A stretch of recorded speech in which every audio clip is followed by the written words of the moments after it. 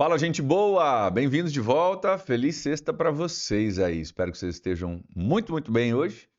Nós vamos continuar aprendendo juntos, fechando a nossa semana aqui com mais um princípio bíblico para a sua vida. Quero lembrar você, aproveitando aqui, né, que nesse domingo nós estamos iniciando uma nova série de mensagens na PIB.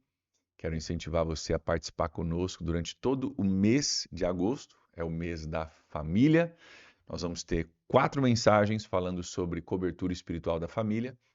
E a quinta mensagem, no dia 31 de agosto, nós não vamos estar mais falando sobre cobertura espiritual da família, mas vamos celebrar a festa da multiplicação, que é uma celebração da nossa família da fé, né? E novos pequenos grupos sendo lançados, falando sobre a importância de pequenos grupos nesse ano de conectar. O meu pequeno grupo vai estar sendo multiplicado. E tudo tem a ver com esse tema de família. Mas domingo a gente começa com cobertura espiritual da família. Eu aguardo vocês, vai ser tremendo. Muita coisa acontecendo em agosto aí.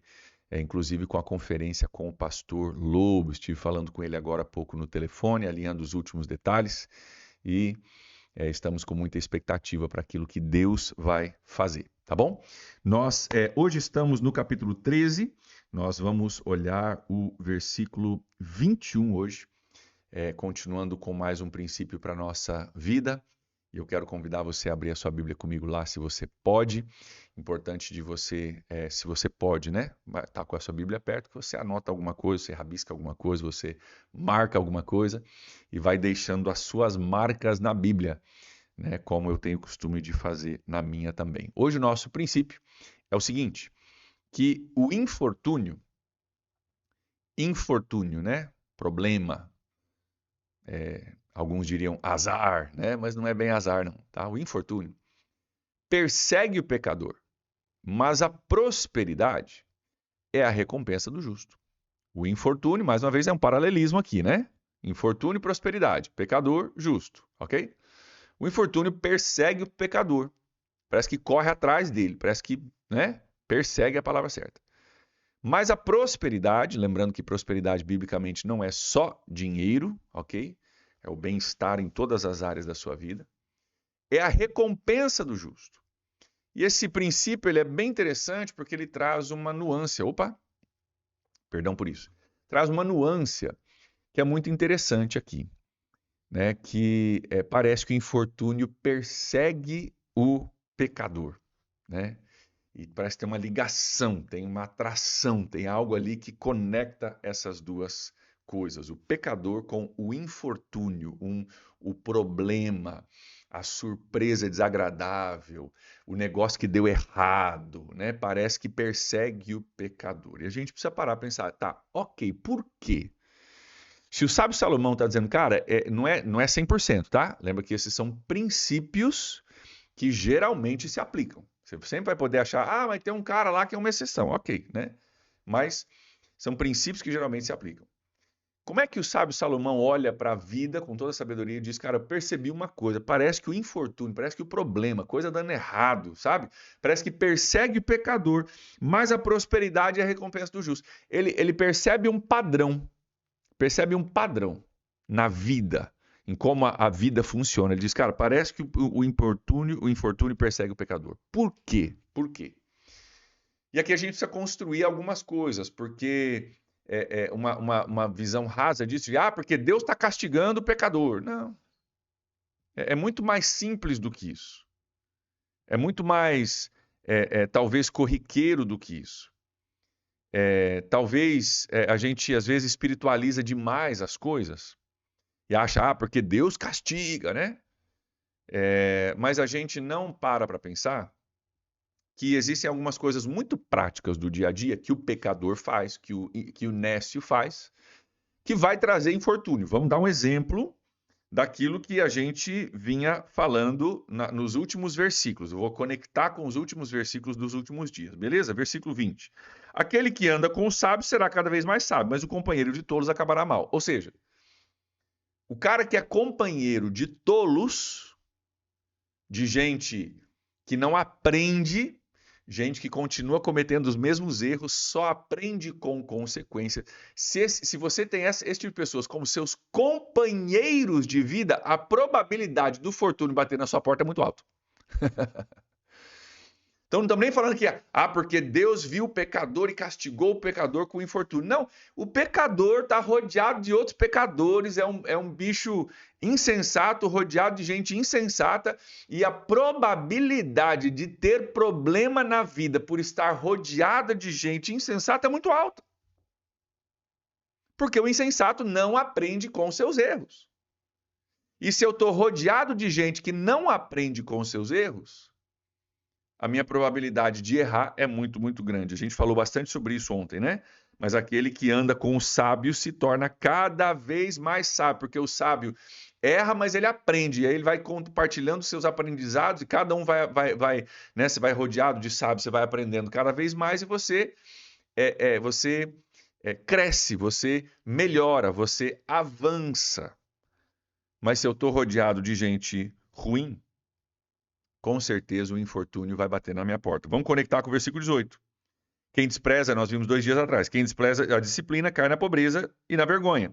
Mas quem acolhe a repreensão recebe tratamento honroso. Então, o cara que, né, despreza da disciplina, não quer aprender, não quer melhorar, né, vai dar cabeçada, acha que é o dono da verdade, acha que sabe melhor do que os outros. A probabilidade do infortúnio bater na porta desse cara é muito grande.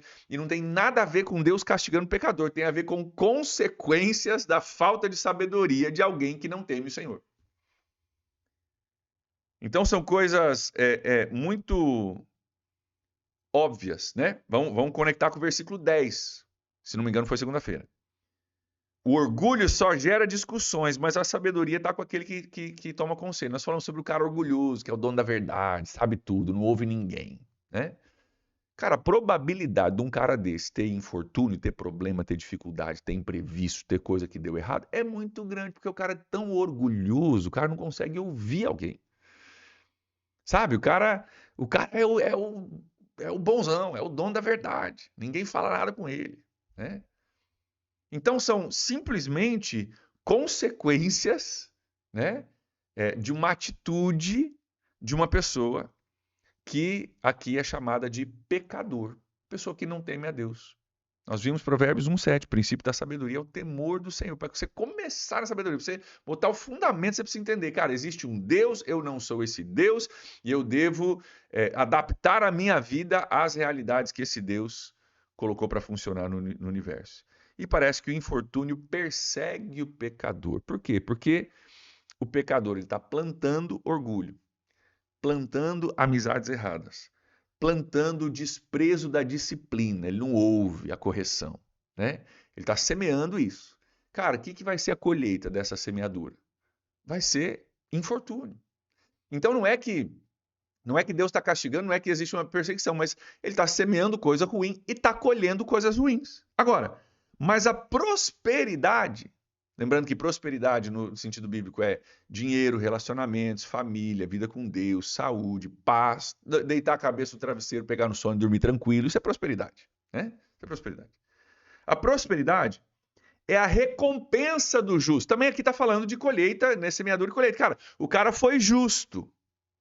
A recompensa dele, a colheita dessa atitude de justiça contrastada com a atitude de orgulho, com a atitude de ser o dono da verdade, a atitude de desprezar a disciplina, a atitude de ser companheiro de tolos, né? Então, a colheita de uma atitude sábia e justa é a prosperidade. É a prosperidade. E, de certa forma, existe uma perseguição, né? A prosperidade persegue, porque é a colheita daquilo que foi semeado. E não tem como isso não me fazer lembrar, quando a gente fala do infortúnio perseguindo o pecador, não tem como a gente não lembrar do Salmo 23. Eu quero levar você lá. Salmo 23 é muito famoso, né? Não vou ler todo ele, mas a parte que é mais famosa, ela para normalmente ali no versículo 5. Eu quero ler contigo hoje o versículo 6, o último versículo, porque ele usa uma mesma palavra que está sendo usada aqui em Provérbios 13, 21. Olha o que diz o versículo 6 do Salmo 23. Diz assim, ó, olha só.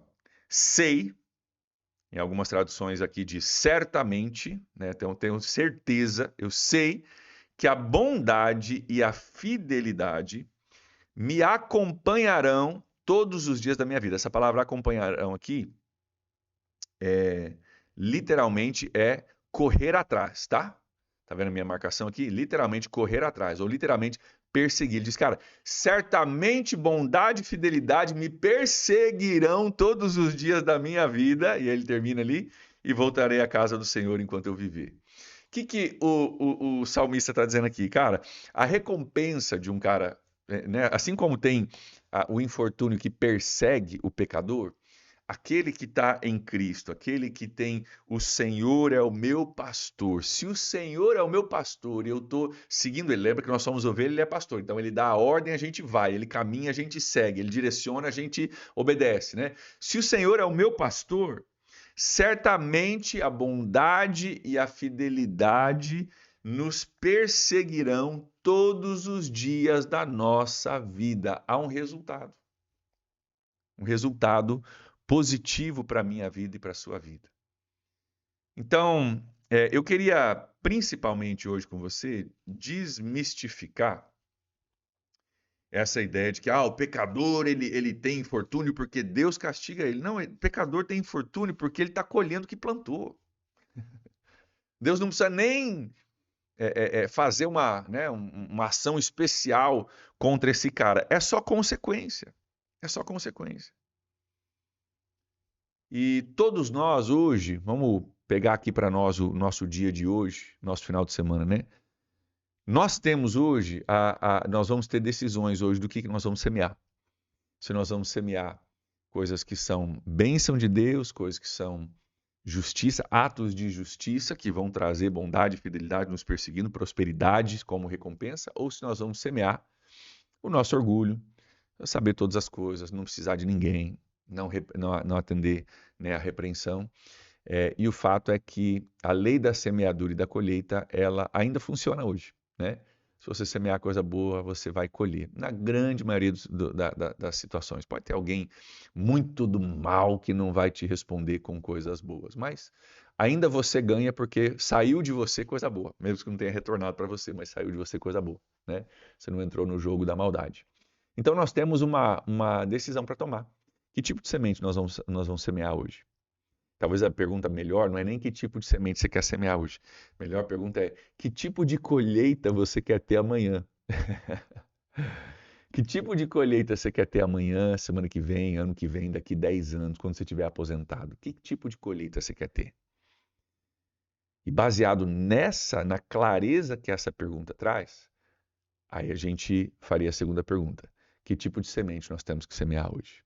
Né?